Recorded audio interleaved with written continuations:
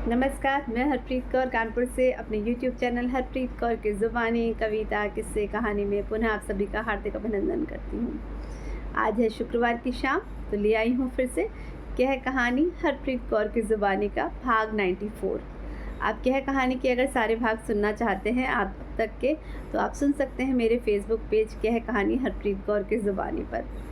चलिए, आज इस 94 भाग में कहानी का शीर्षक वापसी। ये कहानी है एक सरिता नाम की औरत की। सरिता के साथ जो हुआ, क्या वो न्याय संगत था? क्या वो होना चाहिए था?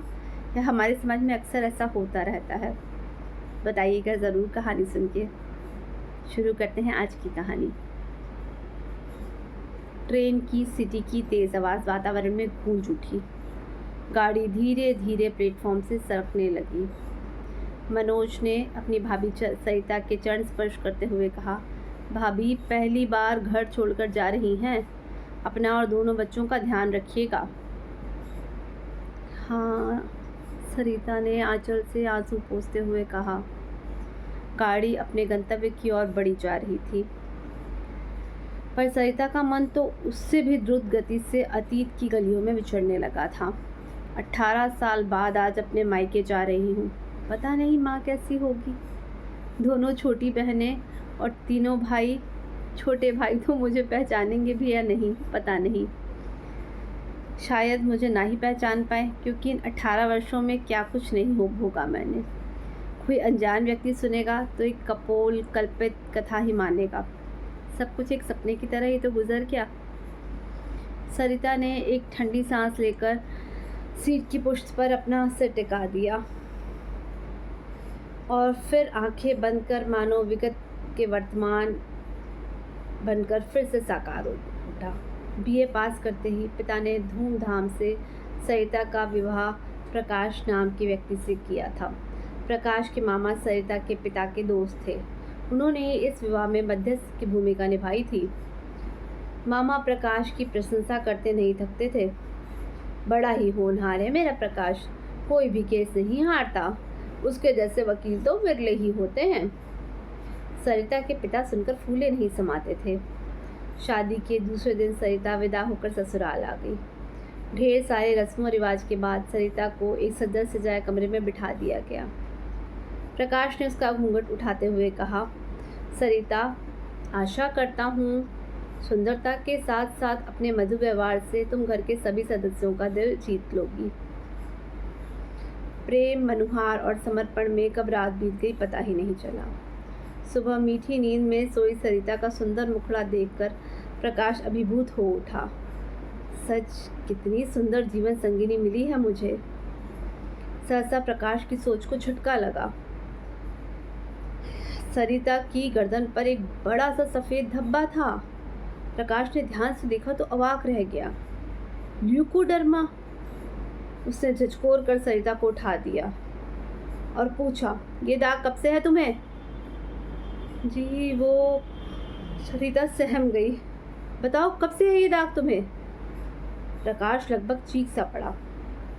जब मैं 10 वर्ष की थी तब से है, बाहों और पीठ पर भी छोटा सा दाग है, बहुत इलाज करवाया पर। उफ, इतना बड़ा छल! प्रकाश अवाक था। आपके मामा तो सब जानते थे। उन्होंने मेरे पिता से कहा था कि सब कुछ जानकर भी आप मुझसे शादी करने के लिए तैयार हैं। सरिता भी रो पड़ी। मामा ने ऐसा कहा? तुम में ऐसे कौन से सुरखाब के पर जड़े हैं जो इतना होने पर भी मैं तुम्ही से शादी करता? तुम्हारे पिता ने मुझसे बात क्यों नहीं की? मुझसे क्यों छुपाया? प्रकाश का गुस्से से बुरा हाल था। थोड़ी ही देर में पूरे घर में ये बात फैल गई। जो बहू कल रात तक सौंदर्य की प्रतिमा लग रही थी, वही सुबह अस्पृश्य लगने लगी। सब उसे ऐसे देखने लगे मानो वो नारी नहीं कोई अजूबा हो। इसे इसके मायके ही भेज दो। रखिए वो धोखेबाज अपनी बेटी को अपने ही पास। सास बेफर उठी। दूसरों को क्यों दोष देती हो माँ? अपने भाई को क्यों कुछ नहीं कहती? प्रकाश के पिता ने झल्लाकर पत्नी से कहा। प्रकाश की माँ ने तुरंत भाई को फ़ोन करके पूछा, तो उसके भाई ने बेशर्मी से कहा, जीजाजी ने मेरा टेंडर रुकवाया था। सबके सामने बुरी तरह जलील भी किया था मुझे, याद है ना? मेरे गाल पर जो थप्पड़ मारा था, ये उसी का जवाब है बहना। क्या? प्रकाश की माँ हतप्रभ रह गई। घर में जैसे सभी को सांप सूख गया। प्रकाश कल ही से मायके छोड़ के आ, हमें रोगिणी बहू नहीं चाहिए। नहीं माँ, ये वहाँ नहीं जाएगी। किसी दूसरे की गलती की सज़ा ये क्यों भोगे? पर मैं किसी निरपराध को सज़ा देने का पक्षधर नहीं हूँ। ये अब मेरी पत्नी है, इसे इसी घर में रहना होगा। यहाँ पूरा सम्मान मिलेगा इसे। हाँ, सज़ा भी मिलेगी इसके पिता और मेरे मामा को। मैं उन जैसे ओछो लोगों से कोई रिश्ता नहीं रखना चाहता। इसके पिता की सज़ा यही है कि वो जीते जी अपनी बेटी का मुख कभी नहीं देख पाएंगे। ना ये वहाँ कभी जाएगी और ना इसके मायके का कोई सदस्य यहाँ मेरे जीते जी पैर धरेगा। बस। प्रकाश आवेश में आकर बोलता चला गया। सरिता अवाक रह गई। इतनी बड़ी सज़ा? पर ये सज़ा मैं अपने पति के जीते जी अपने मायके से किसी भी व्यक्ति से नहीं मिल सकती। उसका सिर घूमने लगा और वो बेहोश होकर गिर पड़ी। उस दिन बेहद असमंजस और लाचारी में बीते। धीरे धीरे सरिता खुद को घर के हिसाब से ढालने लगी। समय बहुत बड़ा मरहम है जो बड़े से बड़े घाव को भी भर देता है। सरिता ने अपनी सेवा और मधुर स्वभाव से घर में सबका दिल जीत लिया। प्रकाश ने भी सरिता को कई अच्छे डॉक्टरों को दिखाया। डॉक्टरों ने स्पष्ट कह दिया कि ये स्थिर ल्यूकोडर्मा है, इसका ठीक होना बहुत मुश्किल है। हाँ, इसे बढ़ने से रोका जा सकता है। ये 70 के दशक की बात थी। उस समय मेडिकल साइंस इतनी उन्नति पर नहीं था। प्रकाश और सरिता ने खुद को नीति के हवाले कर दिया। सरिता की दवा चलने लगी। सरिता को घर में सारे सुख उपलब्ध थे। मनचाहा खाना, मनचाहा पहनना, घूमना फिरना। पर यही तो जिंदगी नहीं होती। जब तक पति पत्नी में सामंजस्य ना हो तब तक सारे सुख व्यर्थ ही तो होते हैं। प्रकाश का निर्लिप्त भाव सरिता के सारे सुखों को जैसे अवसाद से धो डालता था और वहाँ बच जाता था केवल हृदयगत पीड़ा का अवशेष। शादी के दूसरे दिन से ही प्रकाश ने न जाने कैसे चुप्पी साध ली थी कि लोग उसकी हंसी को भी तरस गए। खुद को कोर्ट के काम में बेहद मसरूफ़ कर लिया प्रकाश ने। सरिता पति की उपेक्षा का विष पीने को मजबूर हो गई। रात के अंतरंग क्षणों में भी पति के आलिंगन में प्रेम की उष्मा नहीं, उपेक्षा का ठंडापनी महसूस होता उसे। उसके मन को दर्द के समझने वाला कोई नहीं था। प्रकाश उससे प्रेम भी कर्तव्य समझकर करता था। यही बात सरिता को भीतर तक छलनी कर जाती थी। समय बीतता रहा। जब सरिता को पहली बेटी हुई तो घर भर में खुशी का माहौल था। सरिता के पिता ने सोचा अब तक दामाद का क्रोध ठंडा पड़ गया होगा, इसलिए बच्ची और सरिता के लिए ढेर सारा सामान अपने बड़े बेटे के हाथ भिजवा दिया। पर प्रकाश ने अपने साले को दरवाजे से ही लौटा दिया। सरिता भाई की एक झलक मात्र देख सकी। बिलक बिलक कर रोई, पर प्रकाश नहीं पसीजा। उल्टे सरिता को बुरी तरह डांटते हुए कहा, मैं सिद्धांतवादी व्यक्ति हूँ, एक बार जो कह दिया बस कह दिया। अगर मेरे साथ रहना है तो अपने मायके को भूलना होगा। इस घटना के कुछ दिनों बाद सरिता को अपने पिता का पत्र मिला। ऐसा लगा मानो उसके दिल को मुट्ठी में भींच रहा हो। पिता ने लिखा था, हमारी परवाह मत करो बेटी, तुम ठीक से हो, यही हमारे लिए सबसे बड़ी बात है। पर कभी कभी बचपन की वो नन्ही सरिता याद आ ही जाती है, जो अपने बाबूजी के बिना एक पल भी नहीं रह पाती थी। खैर, सुखी रहो। मैं ये दुआ करता हूँ कि हम सबको भूलने में ईश्वर तुम्हारी मदद करे। वक्त गुजरता जा रहा था, पर प्रकाश का स्वभाव वैसा ही था। प्रेम, समर्पण, सेवा और धैर्य से उसने पति का दिल तो जीत लिया था, पर उस समय उसकी सारी जीत हार में बदल जाती जब प्रकाश मायके जाने के नाम पर उसे बुरी तरह फटकार देता। सरिता का अंतःकरण रो उठता।